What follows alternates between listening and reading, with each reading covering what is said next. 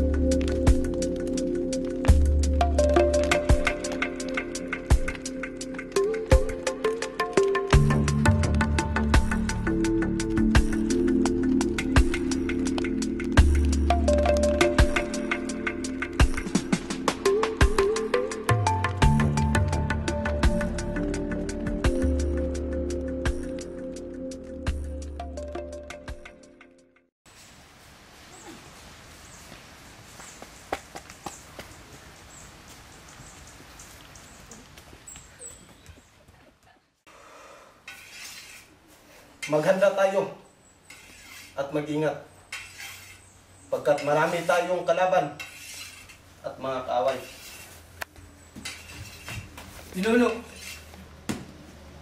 Pinuno, napagsabihan na po ang lahat. Inaasahan po namin ang lahat ng mga kasapi ay makakadalo. Mabuti! Kung gayon, magsipaghanda kayong lahat sapagkat may magaganap ngayong gabi. Nais ko mumungkahi mga kapatid na sana'y maging mag-ingat ang lahat sapagkat napakainit sa atin ngayon ng mga Kastila. Ako may sang-ayon sa inyo kapatid. Sa pagkabatid ng mga Kastila sa ating mga kilusan, doble ang kanilang pagmamatyag. Kaya mag-ingat na lang ang lahat sa mapanuring mata at tenga ng mga kalakaway. Kung gayon, ipabatid sa ating mga kapatid, sa ating mga kasamahan, na mag-ingat sapagkat ang mga mapanuring mata at tinga ng ating mga kaway ay nakatingin lamang sa atin.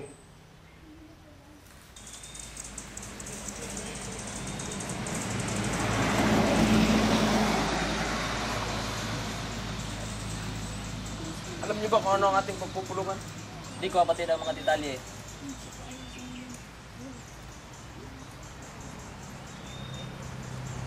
Mga kasama, magsimula ang pagpupulong!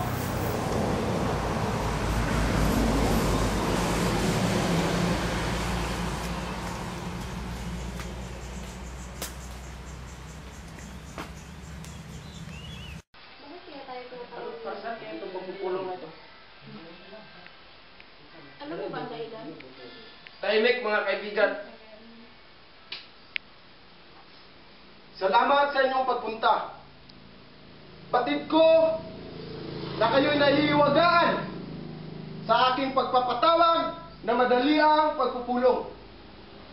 Batid nyo rin ang pagkadiskubre ng mga Kastila sa ating samahan.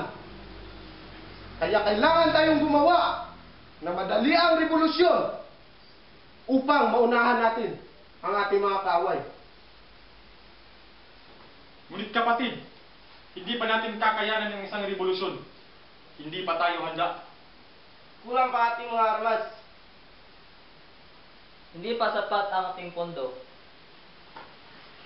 Ha! Ano na ang nangyayari sa inyo, mga kasama? Naduluhan na ba kayo? Oo nga. Kailan pa ba tayo kikilos? Saka na ba kung tayo'y matanda na at uugod-ugod na? Bakit ba tayo natatakot?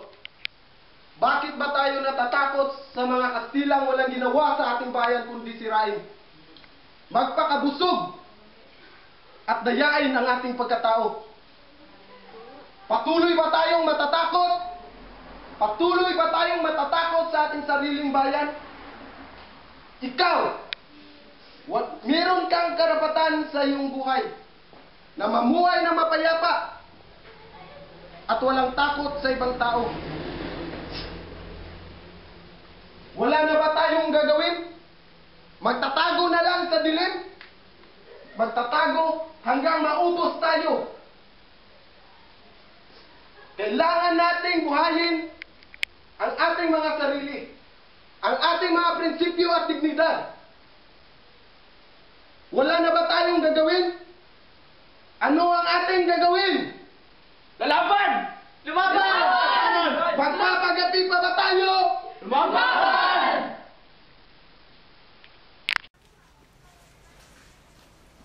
Kung gayon, kunin ninyo ang inyong sidula. Pinuputol na natin ang ating ugnayan sa mga Kastila. Ang sidula na nagsisimbolo ng kahirapan. Ang sidula na nagsisimbolo ng pananakop ng mga taga-Espanya sa ating bayan. Punitin ninyo ang inyong sidula.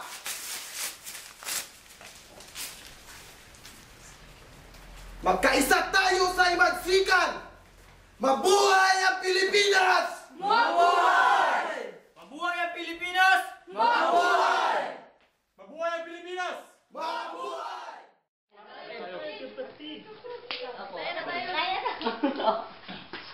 Kailangan nating lumipat sa ngayon, Andres. Kailangan nating magpahinga at kumain. Oo nga kapatid, kailangan muna nating magpalakas. Ipunin nyo ang lahat ng ating kasamahan. Tayo'y tutungo sa gulod ng Banilad. Doon tayo ay tutulungan ng ating mga kasamahan.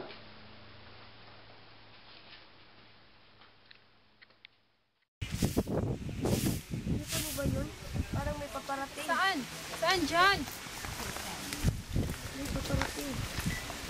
Nang, andito po mga kapatid.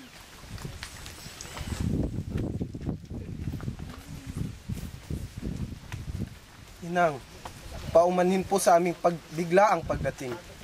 Ni wala man lang pong pasabi. Hindi mo kailangang mabahala.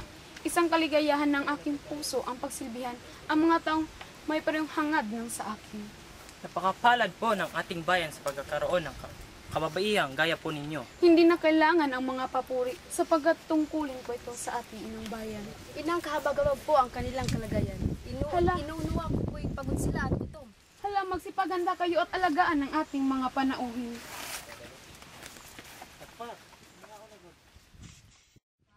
Kumain lang kayo ng kumain. Salamat po, Inang. Sige lang, magpalakas kayo.